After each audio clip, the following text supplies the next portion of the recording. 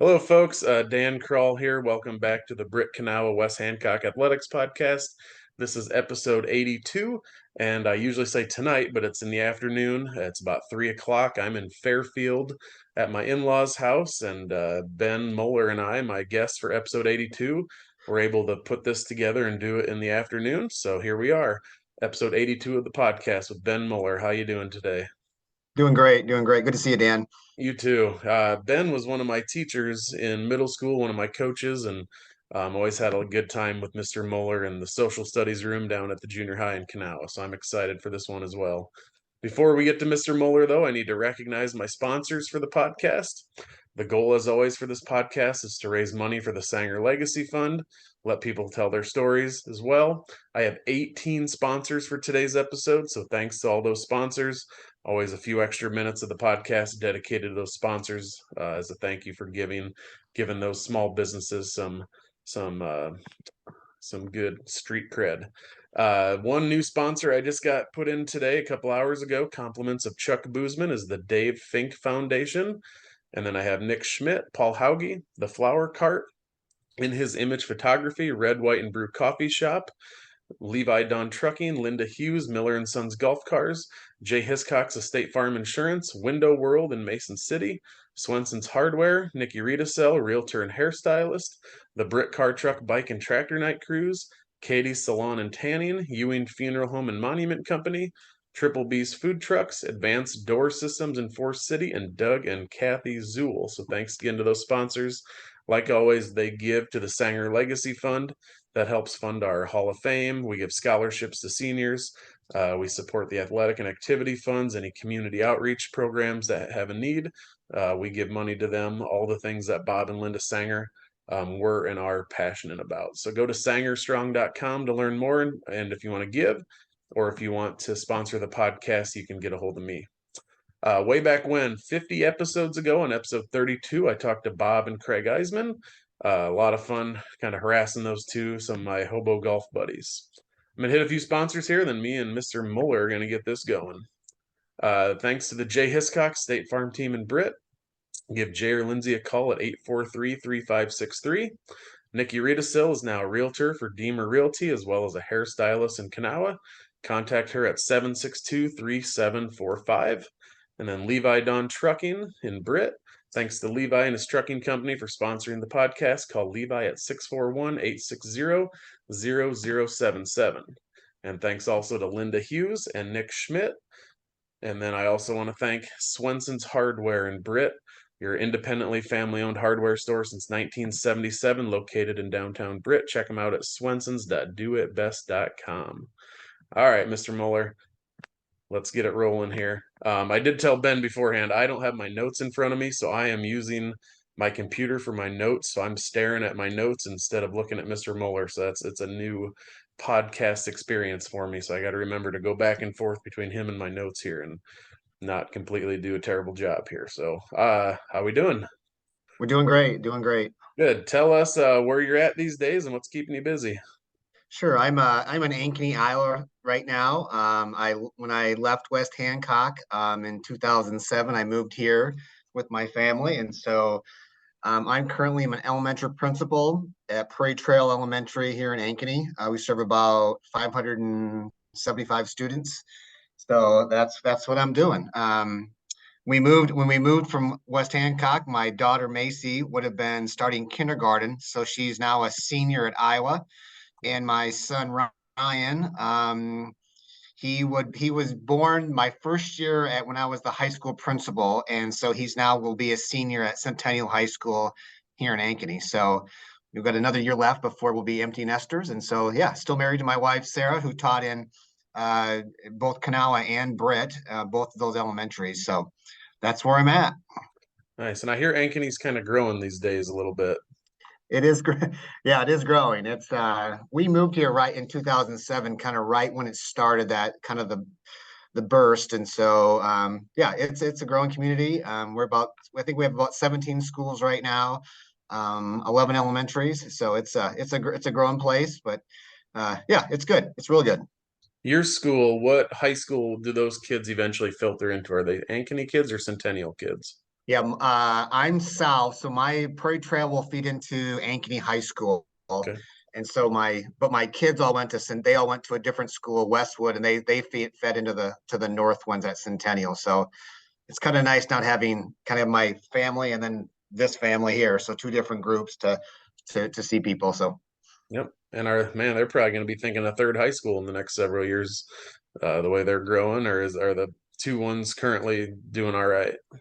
yeah, we've talked about doing maybe something a little bit different, maybe not like a traditional 10, 12 high school, but more like an alternative school, like a science and math type school or technology, and just having more of that, a specialty school versus a traditional school. I don't think they want to go through the boundary changes again of a third high school. Yeah. So that could be something that could help with the growth. Cool. So let's go back a little bit here. Tell us where you grew up and what it was like growing up there, your family, what got you into education. Sure. Yeah, I grew up in pretty close to Britt, in a small town Whittemore, Iowa. Grew up that did a K-8 through St. Michael's, which was a small Catholic elementary school. Did that, and then went to lived there my whole life, and then went to Bishop Garrigan High School. I know they're Oh, kind oh, of oh, those oh, aren't. remember, Yeah, I told you keep it PG. We can't yeah, swear. I know. No, At some no point, I got to swearing. just tear the Band-Aid off. So yeah, You that can we'll say probably get to that at Garrigan. some point I'll during give it this to you. episode. Yeah. I'll But let you yeah, say so did Garrigan a few times. Go ahead. right. So did that, and then went to Loras College in Dubuque and did that. Graduated there in 1998. And then taught at a year at Clarksville, which is a small school right outside of like Waverly area. Did that for 1 year. And then in 1999, moved to the West Hancock community and was there until 2007. So just kind of a quick resume of myself. Yeah. What made you want to get into education? I really liked athletics. I wouldn't call myself an athlete, but I would say I liked athletics. So I wanted to get into the coaching piece of it. And my uncle was a teacher and coach, and both my grandmothers were teachers. Actually, my dad's mother taught us for 2 years. That was an interesting experience. But yeah, so just had some really people that were influential in my life, and I thought that would be a great profession. Wanted to get into teaching so I could coach, but ended up really liking the teaching portion of it more than the coaching portion of it. So yeah, just like to work with kids and like those just form relationships with the families and the students. And so yeah, it's been a great career for me. Did you at Clarksville, did you teach social studies, I assume? I did. Yep.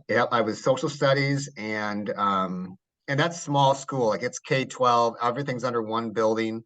And so I think I taught of the 8 periods during the day. I think I had one planned period. I think I taught 6 different subjects. Hmm. So just had a busy load there. And then I coached. I was a head varsity girls basketball, and then did football and baseball and everything else. So did some coaching there for that 1 year there, and then uh, moved to West Hancock. So you were a varsity girls basketball coach your first year out of college? Yeah, I was like 22. Yeah, How was that? it was crazy because they had lost like 50 games in a row. So there was yeah, it was an experience. So it was different, but it was good. It was good experience for me. I ate some humble pie during that season. But yeah, it was a good experience for me. Did you snap the streak? I didn't. I was actually my nephew, who's going to be in seventh grade, still gives me grief about having a losing record or a defeated record. Yeah. So Yeah. But man, as a young coach, I mean, I'm 36.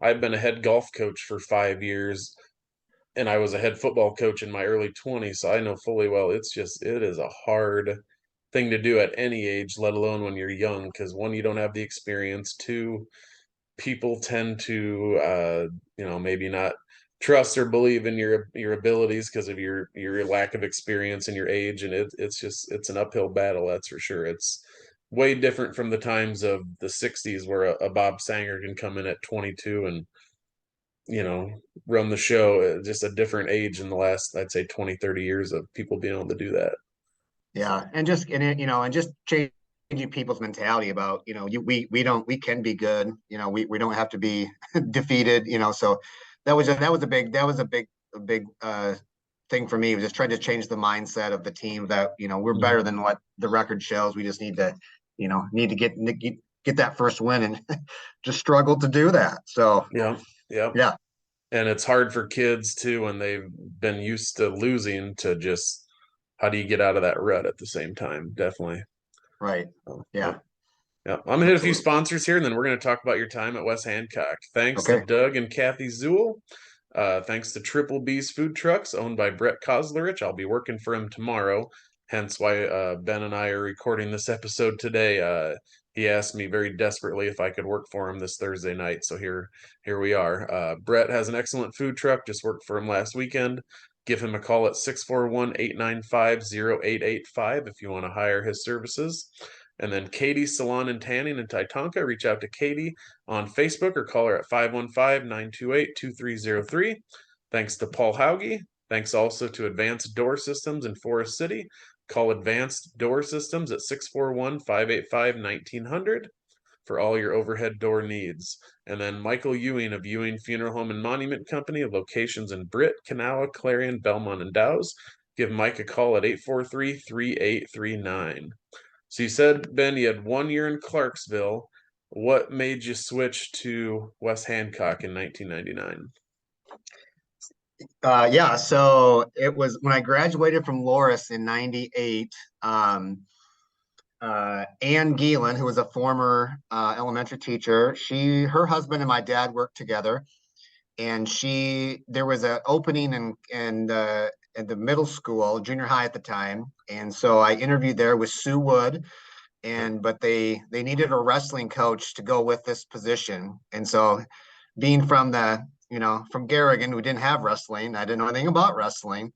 So ended up not getting that position. Actually, Brian Benning got the position. So Benning will give me some grief about beating me out on that first teaching piece.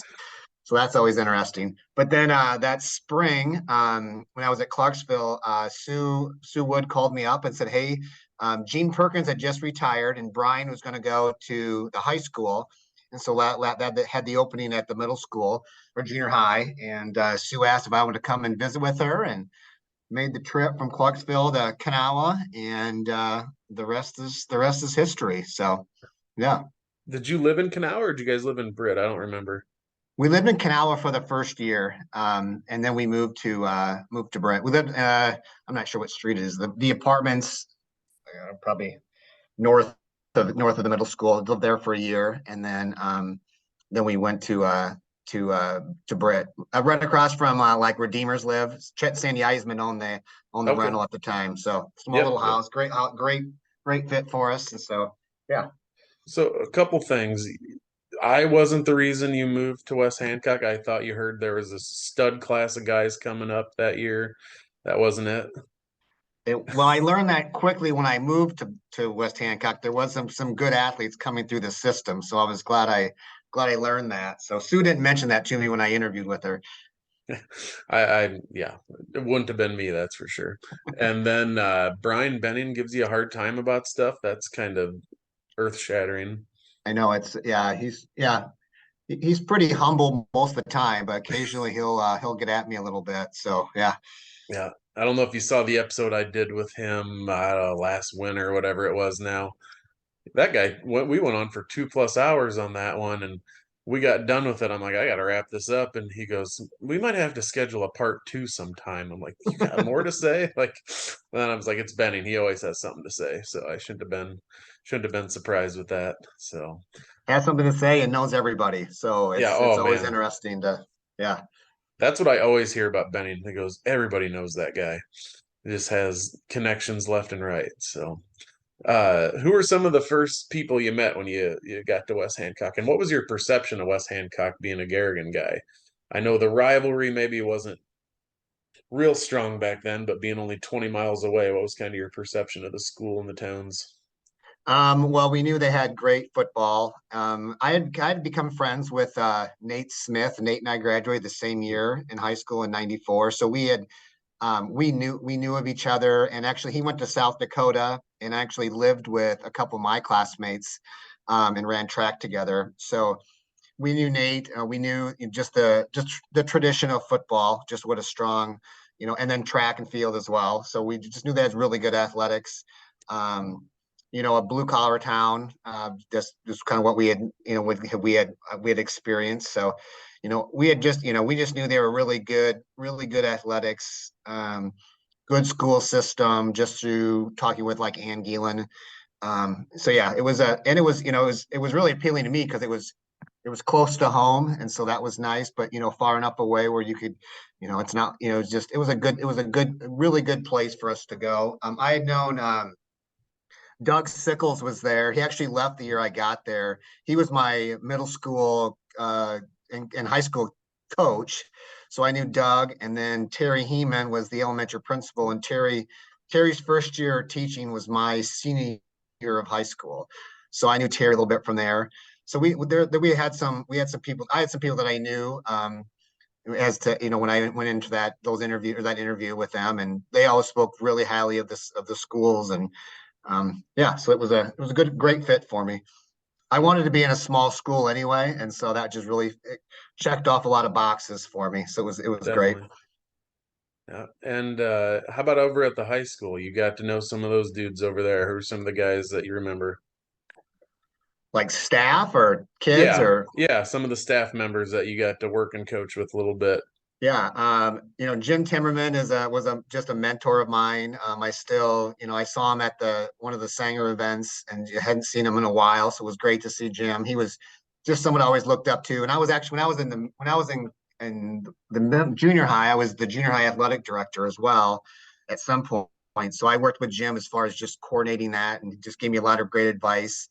And then worked, when I went to the high school, Chuck and Paul Francis, Chuck Boozman and Paul Francis, they're good friends of mine. So that was all interesting, kind of balancing the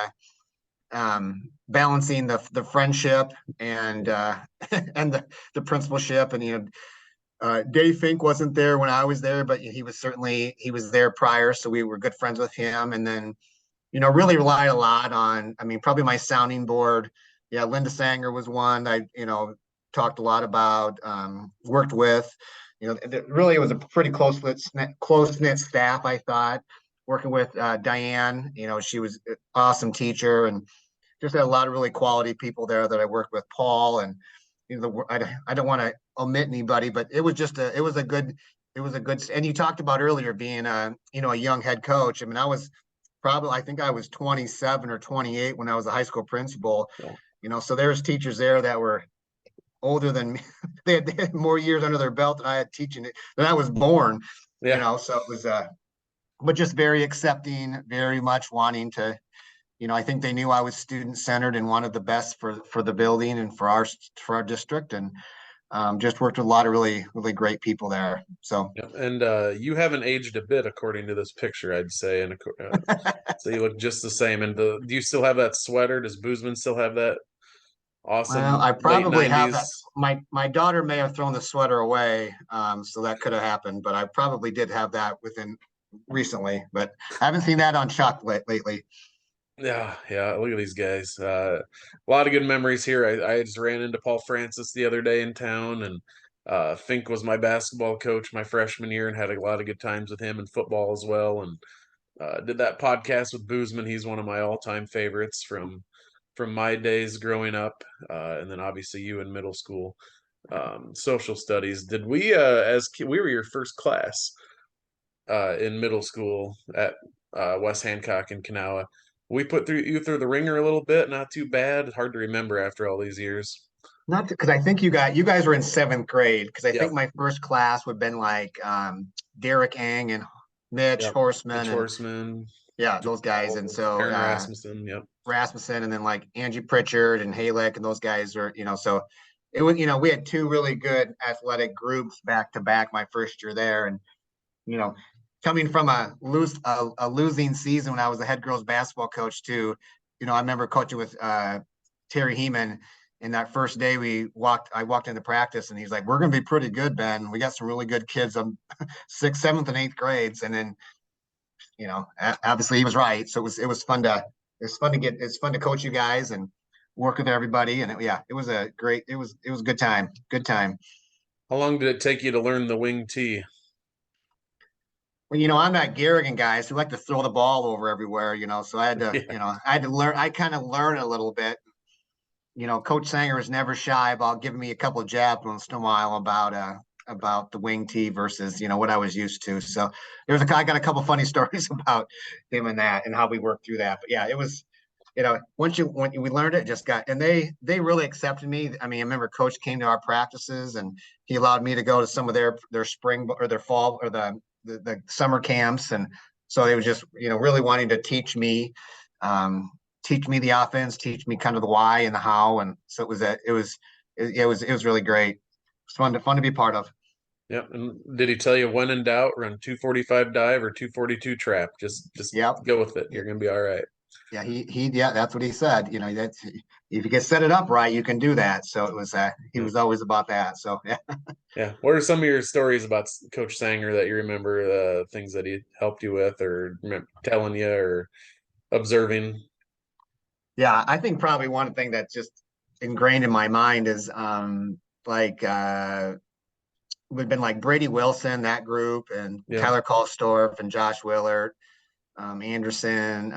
Those guys were pretty good, but really good I mean, I think they were in the semifinals, I think Twice. Yeah. twice in high school, but as middle school kids, junior high, they were pretty dominant. And, we had to try to keep it interesting because we were beating people, I mean, up and down. And so those there as eighth graders, we put in a shotgun, and so we did the shotgun a couple of times and threw the ball a little bit, and we played like on a Thursday night, and we played early in Kanawha. We were done, 5 o'clock or so, and so there was a JV game or freshman game that night at the high school. So I go back and I go to the freshman game, and I hadn't walked in the press box. It was like Jim Timmerman and Brom and Beach and Coach Sanger, and they were all just. And Sanger looks at me. He's like, "What? Hey, I heard about your game." I'm like, "Yeah, what'd you hear about?" "Yeah, we won pretty good." He's like, "What are you putting the shotgun in for?"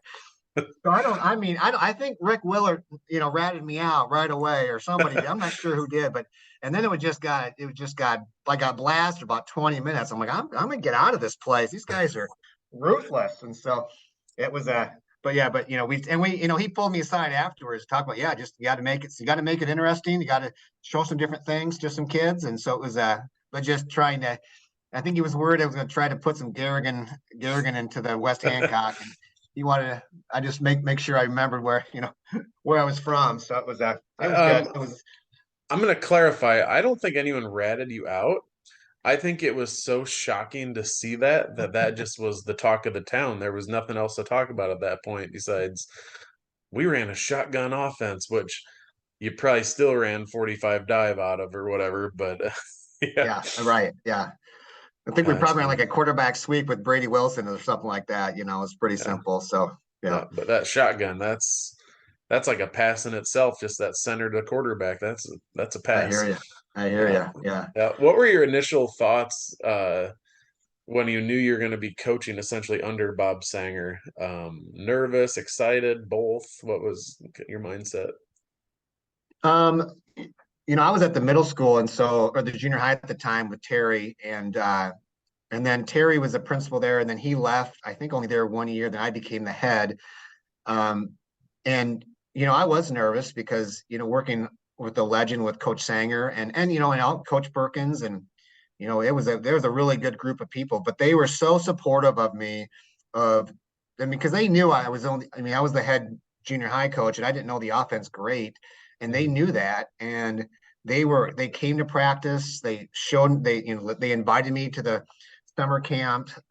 They came to Kanawha after school, and just kind of kept on teaching me. And so, I was nervous, but I also felt very supported. And so I think that to me was, and it was all the coaches. I mean, Stanger was there, Boozman, Fink, I mean, they were all there, very supportive of me and kind of teaching me. And then, they invited me to go up in the press box on Friday nights and help them with Yeah. that. So just more learning experiences and understand the kind of the intricacies of of their offense and their schemes. And so I definitely, although I was a teacher at the time, I certainly put my student hat on anytime I could to learn from that group of guys, to learn what it was about, and how to do things the right way. And I just really appreciate. I never felt like I'm going in there like they don't trust me, they don't think I'm doing a good job. They were all just very supportive, and it was just a great experience. I just can't think. And I,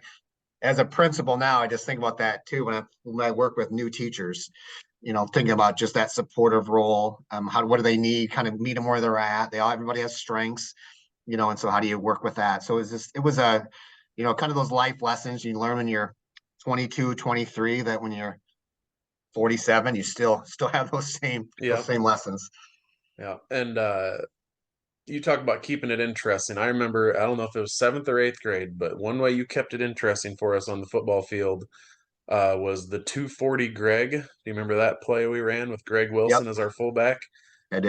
Those of you who don't know, Greg was in our class. I don't think he didn't graduate with us. Greg, when he came to us in about third or fourth grade, was already about 6'2", and by middle school he was like 6'8". I mean, just huge man among boys. And we begged you once, let Greg run the ball, and I'm pretty sure you fought against it for a while. Like, I don't know, guys. And then we were up. I don't remember who we were playing. We're up big. We get the ball inside the 2 or 3 and hand the ball to Greg, and he had, he hadn't caught up with his body yet. And I think there was about 8 of us pushing from behind on Greg, and then the 11 on the other team pushing the other way, and we finally got in. Do you remember 240 Greg? I do. And I remember, I think we are playing, I think your eighth grade year, we were playing Lake Mills. It was a close game. It was like 7-0. Justin Johnson scored. It was really close, and we needed a big stop. It was like fourth and 2 or 3, and called a timeout. And we put Greg at nose because they ran the ball right at the middle a lot. Put Greg at nose, and Chad Eisenman and Justin Johnson were the linebackers. I'm like, just go Greg's on all fours. I just go push him forward and just create a Mm-hmm. big wall and Big pile. yeah, big Yeah. pile. And that it worked pretty good. He was pretty elated that he had that big impact on that play. And it was I just remember that and just telling Justin and Chad, hey, just push him forward. Just push him forward. Yep. So We need a pile. Yep. And then yeah, the other one, and I like Greg. I actually talked to him. I ran into him not that long ago, and we had a really good chat. He's doing pretty well. Those benches we had out there, they sat about 5 kids on those old wooden benches, no back on them or anything, just a bench. And there was one game where Greg was sitting on one end, Derek Mazzoni and Michael Trilson, Michael. were Yep. sitting on the other end. They were injured. Greg's mom brought him a hot dog and a popcorn, and he was sitting there eating that. And then at one point in the game, like wherever the action was went the other way.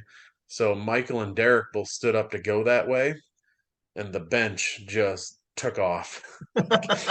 I said Greg was a big dude, and up even just in seventh and eighth grade, 6'8", 300 plus, and that bench just went flying. I think it did about 2 rotations before it landed, and yeah, that was always something. And Yeah, then the big thing for us was eighth graders got to wear the Kanawha Bulldog jerseys to practice when you got to be eighth grade. Do you remember that? I do. Yep. Yeah, that was fun. I don't know why that was such a big deal to us, but it was to wear a Bulldogs jersey. So, and then I want to also touch base on middle school girls basketball. What do you remember about coaching that at West Hancock?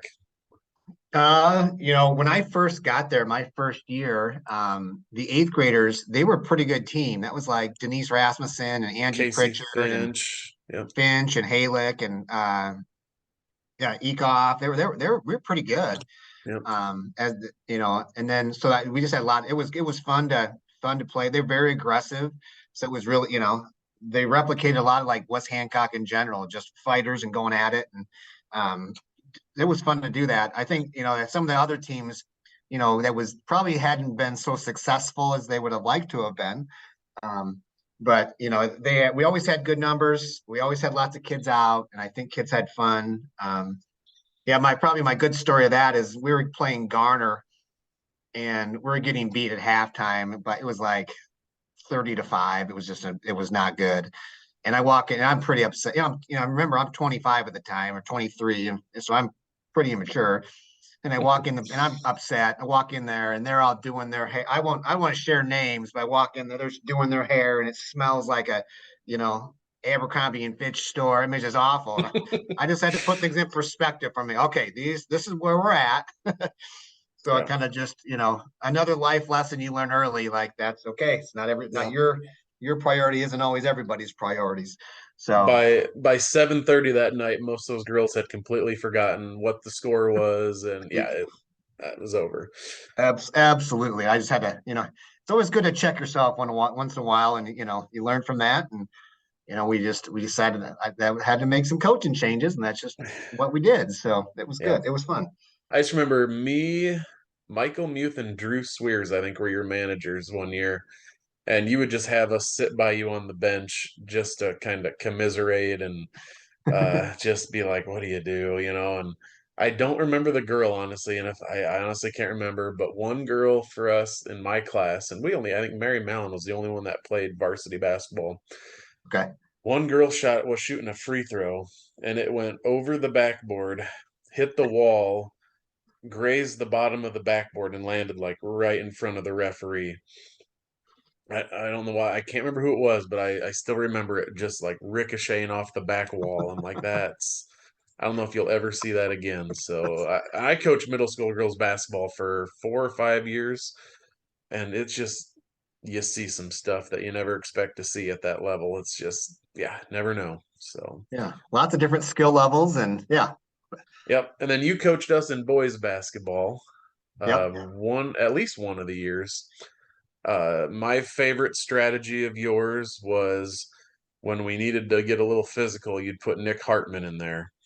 And his only job was to foul people pretty much. So, Yeah, he had, yeah, but to his credit, being a wrestler, going out for basketball, because we yeah, had those split seasons, I think that was great for him and to be a part of that. And yeah, we knew we were going to get 5 fouls out of Nick. Sometimes it was yeah, going to take a quarter or maybe 2 quarters, but not much more than yeah, that. But, yeah. you know, I always wish he got to shoot a free throw in a game, because in high school, one day, I don't know if it was our sophomore, junior, whatever year, we were in the gym doing something, and we said, Nick, we're not leaving until you make a free throw. And after about 45 minutes, uh, the janitor that always wore bibs, Ed, Ed. Ed came in and goes, guys, I gotta shut the lights off. You gotta get going. We're like, oh, all right, Nick, we'll try again tomorrow. He just had those big, broad shoulders, and he just wasn't built for shooting anything more than a layup. So, Yeah. yeah, poor Yeah. Nick. I would say I feel sorry for him for it, but I don't. So, yeah, he's been always one of my favorites. So, Yeah, I yeah, did like coaching that split season because I would do the girls before we go to football, and then I would do boy or girls basketball through Christmas, and then we come back afterwards, and I would do boys basketball through to like Valentine's Day, middle of February. So it's fun to get to know. So I was with you guys a lot during that first half of the school year, from August to February. So I really enjoyed that. yeah. And then classroom wise, it's been 25 years almost now, 20ish years. I just remember we'd have fun with you, but you were kind of had your game face on most of the time. I always felt like you got a kick out of us to a degree, but you didn't really show it a lot. You would just kind of slightly acknowledge it, but you know how it goes with middle school kids. You give an inch, they take a mile type of thing. What was your teaching style? You know, I really love teaching and love the relationships with kids. Try to make it engaging as much as I possibly could, and and sometimes middle school kids can be pretty witty. A lot of times they may not get it or not get the jokes, or half the kids don't get the jokes. But there would be some zingers out there that were pretty good, and I had to try to kind of calm myself and not start laughing during it. But it was fun. Yeah, it's good when you have fun at what you do and you get paid to have fun, and working with kids was for me, that was really good. really wanted just to make, wanted the kids to want to come to school, want to come to my class, be engaged. Those are kind of always my and still today, those are my priorities. I want kids to want to come. I want kids to come in my classroom. And so I just, and then that coaching avenue just allowed me those strong relationships with all you guys. And so, it was, and we were together during the day, at lunchtime, we did that, and then we go to practice and the games. And so just had lots of opportunities to form some pretty strong relationships with a lot of kids. Yeah, and I always appreciated your style, and it's a style I kind of take into my teaching. I'm elementary, fourth grade, but like you said, I never dreaded, if I had third period social studies, I never dreaded third period, but you also knew that like you're not going to just be an idiot in that room. You're going to get to work and listen and do what you're supposed to, but you could also have a little fun at the same time. And then I feel like we had moments where we tried to get you to crack a little bit, and it seemed like you did everything you could to just not give us that satisfaction of, us getting a little win every once in a while. So that I like that because I'll do the same with my students sometimes and just have a good time with them. Yeah. Yep.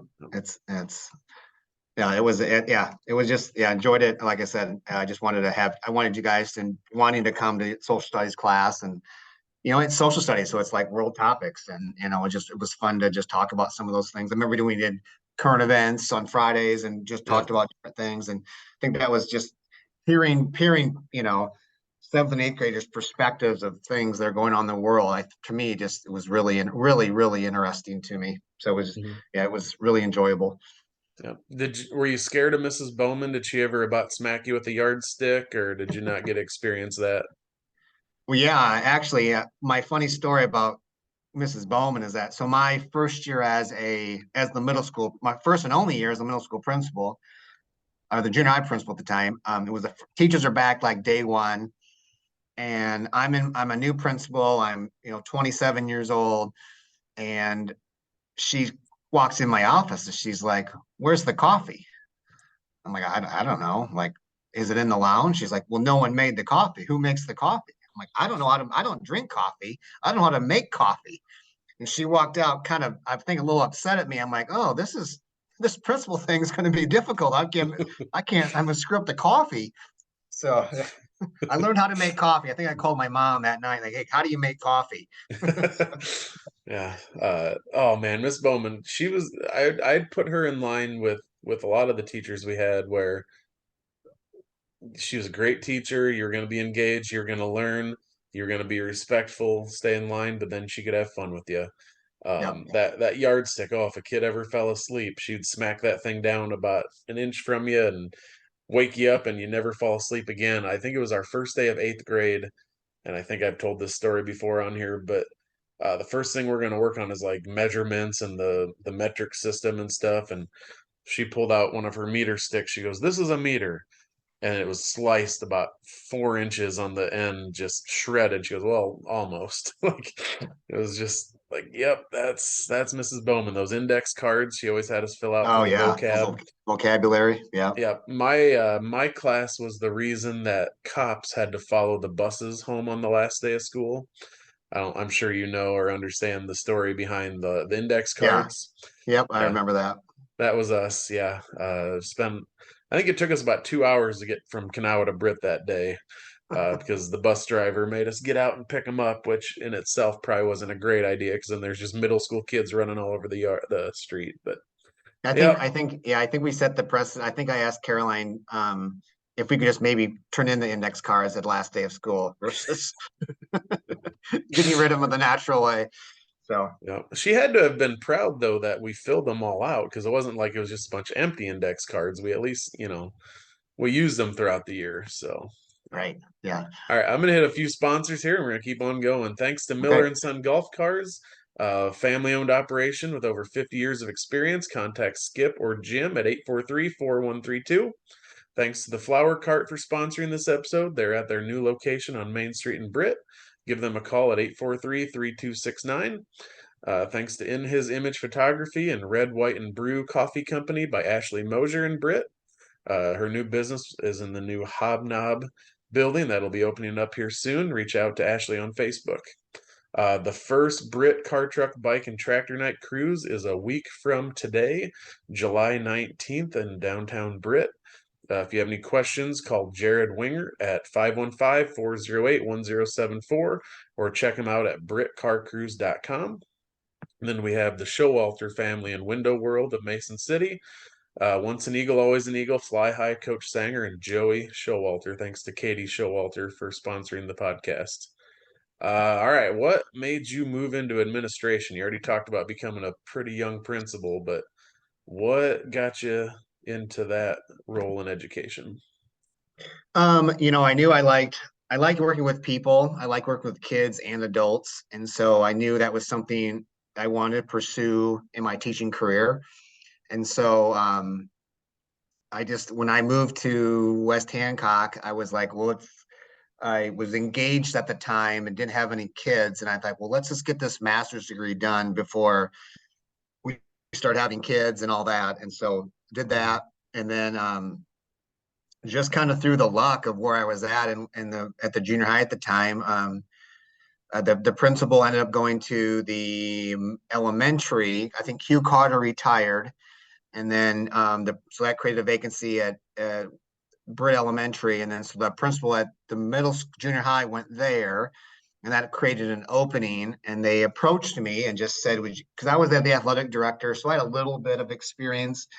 And they had approached me and just said, "Hey, would you be willing? Would you like to do this?" And I was pursuing it. I was like, "Absolutely." So that's kind of how I got the foot in the door. And just I like that systems lens, like the impact that you can have on lots of people, like a whole building or even a district. And that's something I'm pretty passionate about. And so I knew from the get-go that's the route I wanted to take. And I just kind of started pretty early through some advice from some good people to get that some of that stuff done early, because it's difficult to do that when you have kids and Yeah. all that. So I was like, well, just get her done. And Terry Heeman, who was actually the principal in Kanawha Elementary at the time, he was about halfway through his program, and so he was going through Mason City at Nyack through Drake, and he said, "Hey, why don't you just see if you can get on this, do it with me, the last part of the last part of the program." So I said, "Sure." So I jumped on board, did that, and then yeah, the rest is I guess history. So just like working with like working with parents, like working with adults, and love working with kids. And I felt the principal was a great position for me. What's the biggest difference for you when you went from teaching at West Hancock to being an administrator in that same building? Besides the coffee, Right. what was the hardest adjustment you had to make? Um, because the hardest adjustment was you went from a colleague and a peer to now you're a supervisor. Mhm. And so just that experience of having to have maybe a couple tough conversations with somebody that you were across the hall from or eat lunch with for the last 5 years. And so I think just having that kind of understanding that how my role has changed. And I was young, and sometimes those lines kind of got blurred. So I had to learn early on, just the role of the principal and just how that you just need to respect that role. And people see you because of that title. People look at you and see you and think of you differently.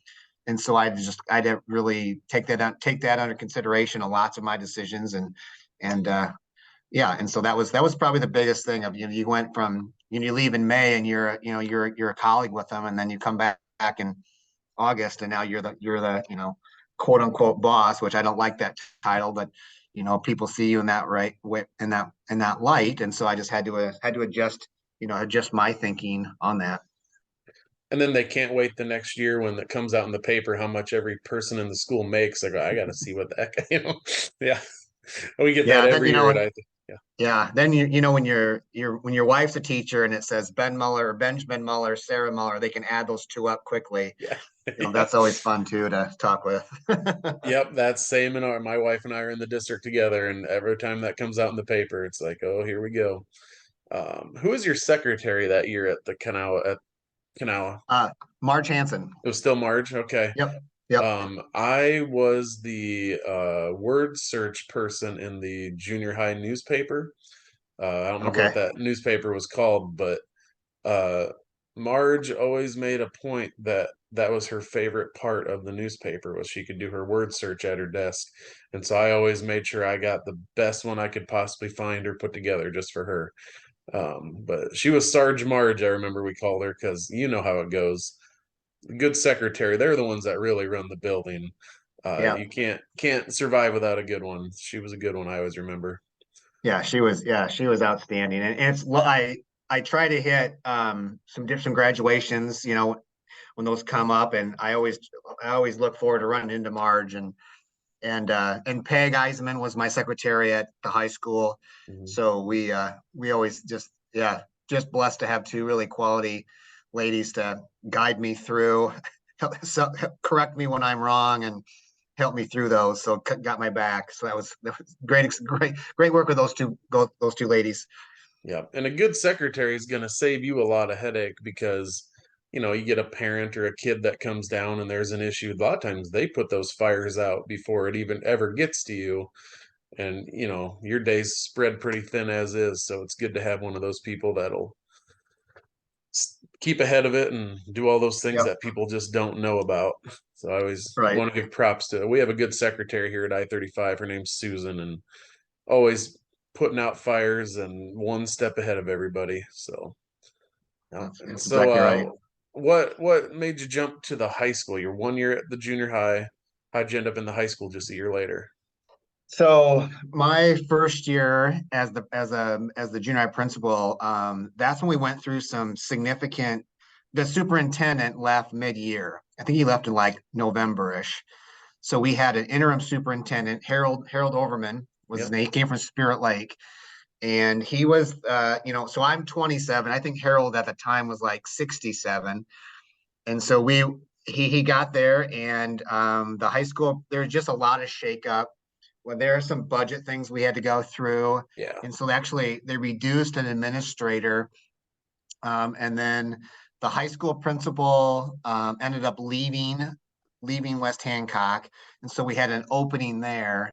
And Harold just approached me, and he Harold always wanted me to be a superintendent, or during that time he thought I would want to go to that role of superintendency, and he just thought if I could do the junior high and then the high school, that would really set the stage for my next step to be a superintendent. So he convinced me to uh, to leave the middle school for a year, and then go to the high school. So when the new superintendent came in, which would have been Dick Keith, then he would felt like he had somebody in place for that position. So through a lot of, he just convinced me, and I knew some. I mean, I knew Chuck, and a lot of those staff there, and so I mean I knew the people there, and so it was just something I didn't really think I was going to end up being that when I started my journey, but through Harold's talking me through, and some teachers had reached out to me, and just decided to jump on that opportunity. And it was full. And then the other day, and it was full time. That was a junior high principal, was part time, and then Yeah. part time teacher. So having a full time was it was just a good experience, good opportunity for me and my family. Because you know how it goes. Even a part-time principal, you're still full-time working. Yeah. It's And just never I had to ending. do lesson plans when I was gone, and it was just a lot of in and outs, and I just wanted something to be kind of on a full time status. So Yeah. Do yeah, you know jumped at that Harold opportunity. Harold Overman's whereabouts these days? Is he still around? Do you know? He passed away Oh, did several he? years ago. So Okay. he went back to Spirit Lake, and him and his wife Juanita, they had a 50th wedding anniversary. I mean, then he passed away, and I think she passed away previously through, I think she had breast cancer.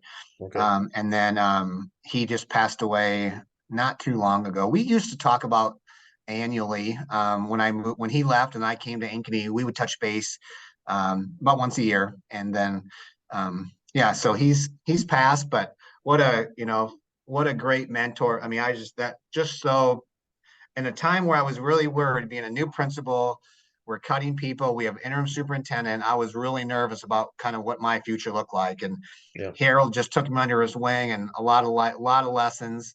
I still use today. Actually, I have an assistant principal, several right now, and so just talk to them, trying to work with them as far as some of those same lessons that Harold taught me.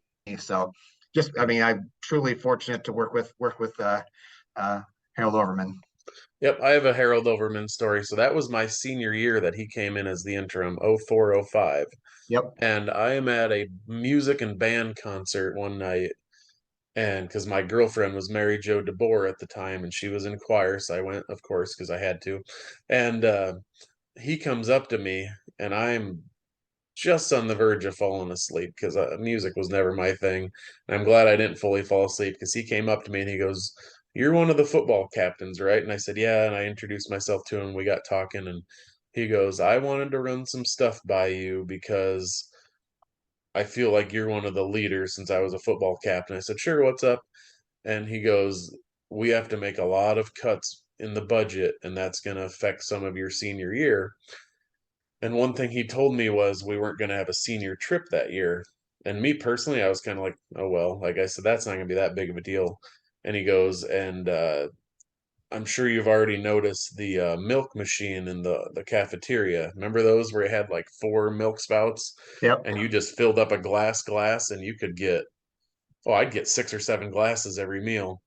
That got replaced by the little Cartons. containers. And I told him, yeah, you're not a very popular man right now because of that. I think he had to make that change because, oh, I was probably personally responsible for us being 100 grand in the hole just by how much milk I had. Um, but just it was just really neat for him to come up to me and talk to me about that and want to kind of be proactive in his communication. That's something I do as a coach right now. I usually have like a senior leader that I will sometimes before I have to make a certain decision, I will run it by him because the golf program is for the kids. It's not for me to be a golf coach. It's for the students. So I took that lesson away from Harold, and I enjoyed my time talking to him. But I know he came in as I'm hired to do a job. I'm going to do that job, then I'll be out of here. So I'm not here to make friends type of guy. But I still respected the fact that the approach he took to that. So Yeah, he um, was really big into collaboration, seeking input. He really wanted a lot of input. Because like you just said, like the golf team is not your team. Like he would say, this isn't my district, this is your district. So let's get input from the stakeholders.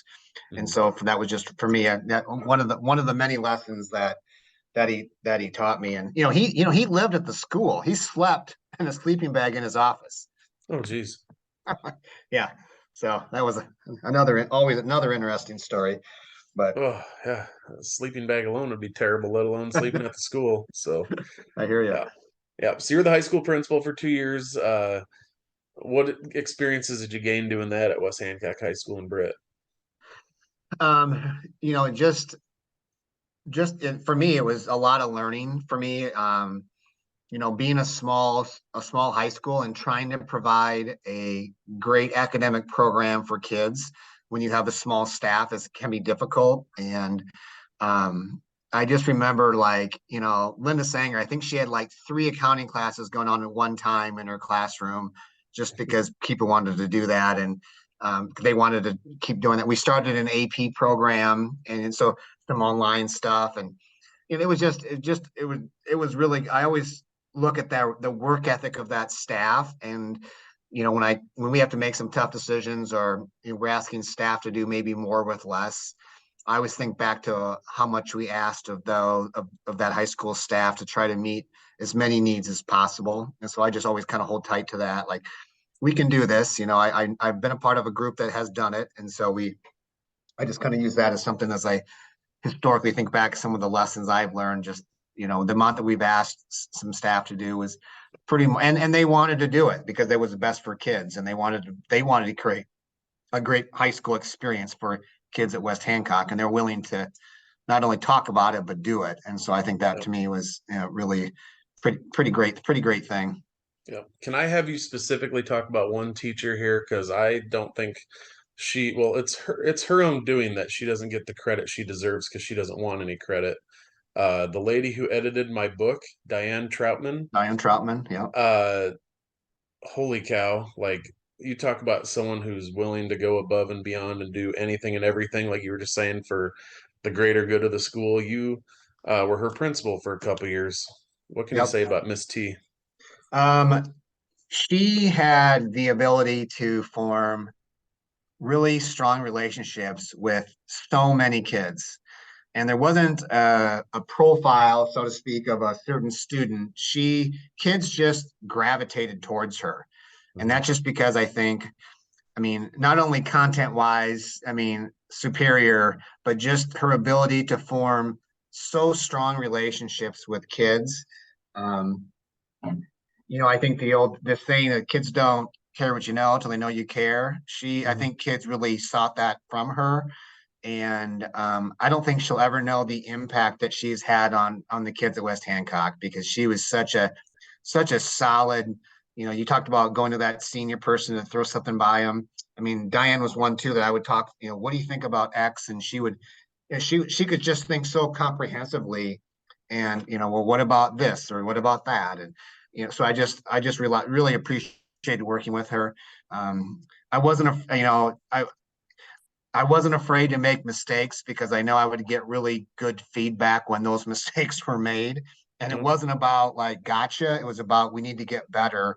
Let's get better together. And I just always really respected Diane from that. But just her ability to make relationships with kids was, I mean, absolutely incredible. Mhm. Every student just never gave up on kids, and I think that's the true credit to a teacher. If I had if I would want my kid in Diane Trotman's class. I think that's the Yep. best compliment you could give a teacher. Yep. Yep. I originally had her name on the cover of my book, and she was not happy with me. And so I put her on the next page in, the little title page, and she didn't want that. And I said, "You don't get a choice." And then I acknowledged her on my acknowledgement page, and she told me to take that off. And I said, "This is the first time in my life I'm telling Diane Troutman, here's how it's going to be." Right. And then Monday, when I went to go give her a book and give her a book to put in the high school library, I knocked on the house door and she didn't answer. And so I called her and I said, "Where are you?" She goes, "I'm at the school." It was 5 o'clock on a Monday on July 10th. "What are you doing?" She goes, "Just getting ready for next year." It's just Yeah. the lady's amazing. So it's my mission right now to make sure that Diane Troutman gets as much praise as, we always talk about Coach Sanger and rightfully so, and Coach Perkins and Jim Tim, all those people, rightfully so, they deserve all that. And they never seek out the praise either. None of those people ever did. But she's just the one on my mind right now that really needs. I feel she doesn't need it. I want to make sure she gets Yep. some of it because I just have that much respect for her. And she hates being in the limelight, hates the attention. But I'm in a moment right now of she deserves it. So She sure does. Just a quality person in every aspect. So yeah, yeah. very fortunate to work with Diane Trotman at West Hancock. Yeah. So why'd you leave West Hancock then? How'd that come to be to end up in Ankeny? Well, through my 2 years at West Hancock, I felt like I wanted to like looking beyond, and Macy was going to start kindergarten, and Sarah and I had talked, and we didn't want to move a lot with kids. We wanted just that whole transition piece, and so and Sarah knew like the high school is not exactly where I wanted to end up, and I wanted to be at kind of that middle school, kind of the younger students. And so she was kind of says, well, hey, you got either you're going to start applying or this is where we're at. So, Yeah. I just thought, okay, and actually I only I just applied to Ankeny and I didn't understand where I really was applying to, frankly, just how big it was and how much it was growing. They had a middle school opening, assistant principal opening and applied for that and then ended up getting the job. And then, through that interview process, I learned, how big it was and how different it was from what I was used to in West Hancock. But yeah, so it was really just trying to more about that end in mind type thing. I wanted to be back at the working with a little bit younger students. And so Mhm. applied there and there you have it. What is your building, K5 or what? How's that look? Yeah, when I moved to Ankeny, I was at one of the 6-7 middle schools. And then right now I'm in a building, my building's K5. Okay. Yeah, and like I said, my wife and I are elementary. people, Okay. and we love it. Yep. The kids are so excited to see you. They want to please you. They just, all the hugs and the high fives and just the joy of it's to me, it's the joy of learning at the elementary. It's not about grades. You get Right. to middle school, high school, it's all about, oh, my kid has an 82% and they should have a 95%, or tracking down assignments and stuff like that. To me, it's learning. It's kind of what education's supposed to be like, learning. Right. And that's what I enjoy about that stage. So, Absolutely. yeah. Absolutely. Yeah. How has education changed since you started teaching in 1998 or whatever it was? Um, I think probably, most recently it's just become pretty political Hmm. and trying to fight that and still having, you know, we just have students are come to us and are different. They come to us different. And so trying to meet, the role of public schools, trying to meet all their needs, whether that be academics or social emotional, whatever it may be. I think they're just, I think the public schools just wear lots of different. I think we're asked to wear lots of hats, um, and I think that can be difficult. That would probably be the biggest thing I would think that it seems like, we're asked to do a lot more. I think public schools are than we were, 20, 25 years ago. And not just more like, but more like right now. Like there's not just, we want it done now versus, give us time. And, it's been, that's probably the most difficult thing. And I think that's just, and I think, yeah, so to answer, so the short answer to your question would be, I think the role of schools has increased, and I'm not sure if support has followed that of the amount of increase of supports they're asking us to do. Um, but it's what it is. The great thing is that we both get to come to school each day and work with kids that are wanting to learn, and parents send their best each day, and Mhm. kids bring their best each day, and sometimes that best looks different. And so we just need to keep making kids feel safe and welcomed, and keep that learning piece going. So Yeah. Oh, I always it's said the a kids are the great best profession. part. Kids are the Yeah. best part. Sometimes it's the other adults that mess things up for you. Um, how often, as a principal, because I've been teaching a dozen plus years, and whenever the principal walks into the room, it happens to be that 45 seconds of the day where you're not actively engaging the children. How often do you end up doing that, and how frustrated does your staff get you with that? Because you know how it goes as Well, a principal. yeah. Well, kind of my smell test, I guess, would be that if I walk into a room and they're like, Mr. Muller, that means I haven't been in that room enough. So my goal is like I try to get in classrooms every day, 5 days a week, so it's not a big deal. And I'm very aware that when you're not going to walk into complete instruction or engagement 100% of the time, transitions happen, things happen, so it just they're pretty they're I was pretty my communication to them was like, I'm going to be in the rooms a lot. It's not I don't want to eat anything, I don't want anything, I just want to see what's going on. I want to talk to kids, I'll talk to you. And Yeah, so to see me in their rooms is not a big deal. And sometimes, though, they will, to your point, they will say, hey, we just got done with this or something. yeah, Like, yeah, I bet you absolutely. Yeah, I can see it. I can see the yeah, work, so but it's always, yeah, it's always funny. And, the other thing too, I don't know if you say this as well, but they say, how come when you talk to kids, you always find that one kid who doesn't know what's going on and you ask them, I'm like, well, that's part of that is too. I know the kids, so yeah, we do that. So but it's, my goal really is to be very visible in classrooms. That way, I think I can make better decisions to work with staff and provide. I really try to work on feedback to our staff, and um, so I can't provide feedback if I'm not in the classrooms. So yeah, that's really a goal of mine. yeah, yeah. My when I started at middle school in I-35, my principal, Mr. Castor, he's now the superintendent at Earlham. He would come in, a time or two a week usually, and it always happened when like I hated having kids sit for a long period of time, so they could have grabbed their materials as they walked into my room, but I always made them leave it on the counter so that way halfway through class they could get up and stretch and be out of their seats for a little bit. that's when he walked in every single time. Didn't matter if it was within 10 minutes, 20 minutes, 25 minutes. It always happened when we were transitioning. And then I give him a few minutes just to talk and be kids, and it was Yeah, like, Steve, whenever you say I'm going to come into my room, count to like 60 and then come in, and then you'll see us on task. And it just never failed. But yeah, I always welcome my principals to come in. It just always seemed to happen. Horrible timing, but most every principal I've ever had knows that, like, you can't be on 100% of the time with kids because right, they're kids. And right, even as adults, we can't sit through a 3 hour PD, or a half hour of PD without getting like, all right, we gotta right. switch it up. So Yeah, yep. yeah. So before we wrap this up here, what's still kind of your lasting memories or feelings about your years at West Hancock? I just truly embrace the community. I think we talked a little bit before this podcast, moving into a community where I didn't grow up there, and just the support that I had from kids and from the teachers and from parents.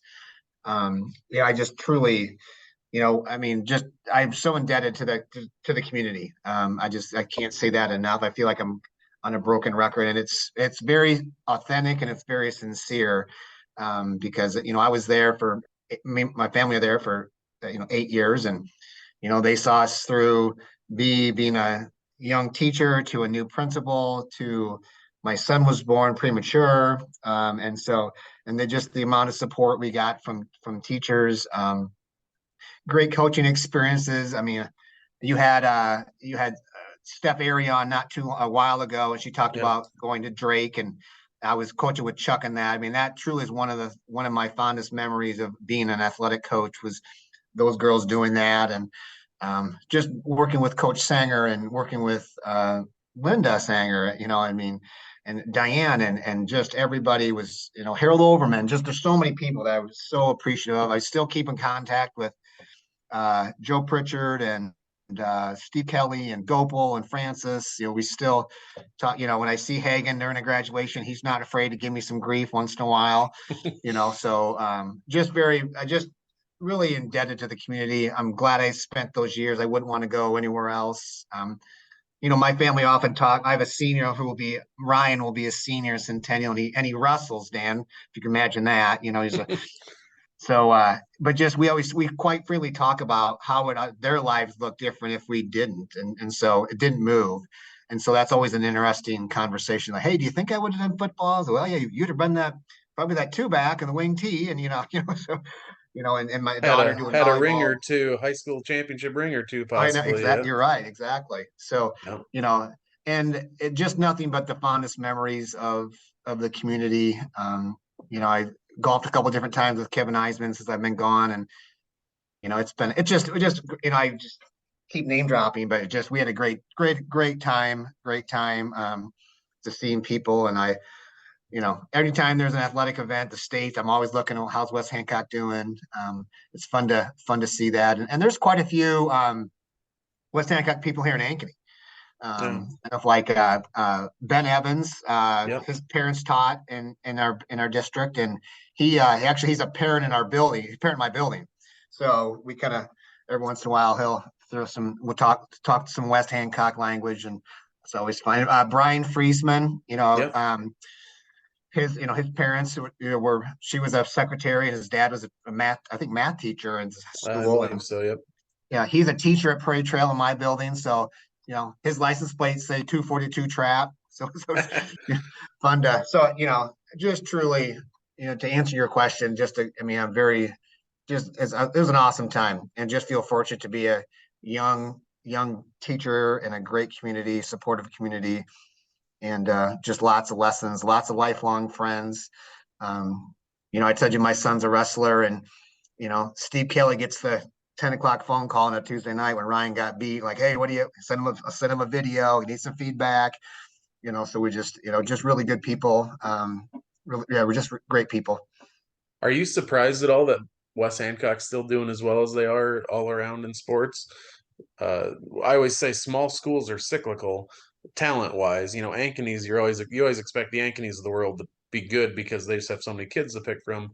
that's not the case in small schools, but man, we're probably favored to win another football title this year, and some of our other sports should be pretty good, track especially. Does that surprise you at all?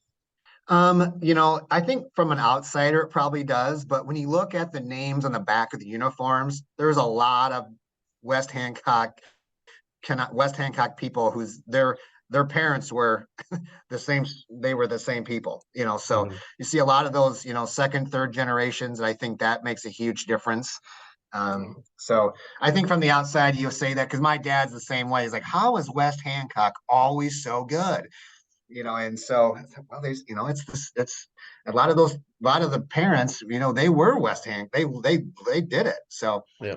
I think to answer your question, I think small schools, it's always difficult to be that tradition, but they certainly got it going good, and it's fun to watch, fun to be a part of, and yeah. Yep. And you talked about the name on the back of a shirt. You and I talked about this story, and I've told it before on the podcast, and I thought this would be a good way to end it. I've given you a little crap about Garrigan. It sounds like other people do. But when Coach Sanger passed away, and that next night the basketball game was Britt Garrett, West Hancock Garrigan, and that place was packed, and the Garrigan girls came out wearing shirts that said Sanger on the front, and our crowd, not a dry eye in the stands, standing ovation, moment of silence for Coach. Game went on, and then the boys came out wearing those Sanger shirts again, another standing ovation. Uh, it's a rivalry. We want to beat each other. We maybe don't care for each other at times, Garrigan and West Hancock, but um, just pretty cool moment there to honor Coach Sanger and the community despite the rivalry. What do you remember about that? Yeah, well, my niece was on that team, and I think you got hit the nail on the head there, Dan. I mean, it's there's a rivalry, but there's not a lack of respect. There's a Yeah. high level of respect for for both, for both. I think both ways, and there's nothing wrong with a good rivalry. I think Mhm. that's what makes it fun. That's what makes high school sports what it is today. I mean, that's fun. Yeah. So I think having that respect um, of Coach Sanger. And, I didn't know that was going on. And my brother had called me, and I think he took a picture and called me and said, "Hey, look at this.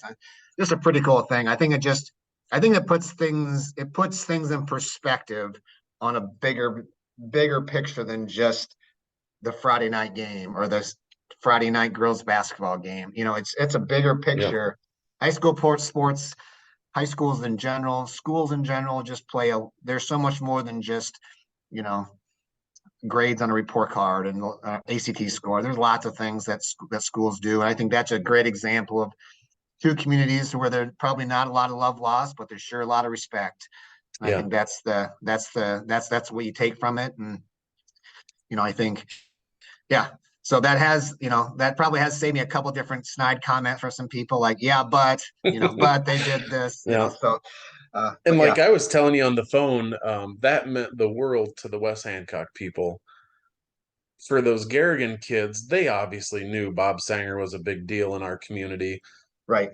But I think like you were saying, more than just a report card, I bet you that was a good life lesson for those kids as well, just to be on, just see that one little thing, that one little gesture. I mean, it was a T-shirt with a name on it, Yep. but that little thing made a huge impact, and I did preach that to my students, my fourth graders. Like, we write pen pal letters every week. We have kids bring in like their great grandparents address or their old neighbor next door to them, and we write pen pal letters to them, and it takes those kids 15 minutes to write that letter, but then you hear the effect of it, that those old people, that Yeah. made their day, made their week, made their month. They've read them 20 times, type of thing. So always goes back to producing good people in education. So Yeah, absolutely. It doesn't take much, it doesn't take any much effort to be a good person. And I yeah. think those lessons are strong, and you've got a lot of kids who will always remember that. And we're talking about it today. And, I think, my niece still talks about it. So Yeah. just a cool, and those happen all over our state and our country. And I think sometimes we forget to talk about those and focus on some of the all the other things, all the other garbage that's out there. Yeah, exactly. So, Yeah. all right. Well, next up on the podcast, I have the 1977 through 79 volleyball teams that went to state. Then I have Brian Peterson, the 1956 wrestling team, the seniors from the 2015 boys basketball team that made it to state. And then I'm going to get the 5 starting offensive linemen from the 1973 Britt football team that won our first state championship. We're going to watch that championship game from Kinnick Stadium live on the podcast via YouTube. So that'll be a lot of fun. So, all Awesome. right, we're going to wrap this up. Any last minute things you want to throw out there that you might have forgotten to get to earlier? Dan, thanks for doing this. It's what a great cause. I'm a little upset that Benny got on before me, but he can talk more than I can. So, but I appreciate your efforts. What a great thing. You're just a product of a great school district, a great system. And so I thank you for doing this, and go Eagles. You bet. Go Eagles. Thanks, Coach. All right. Thank you.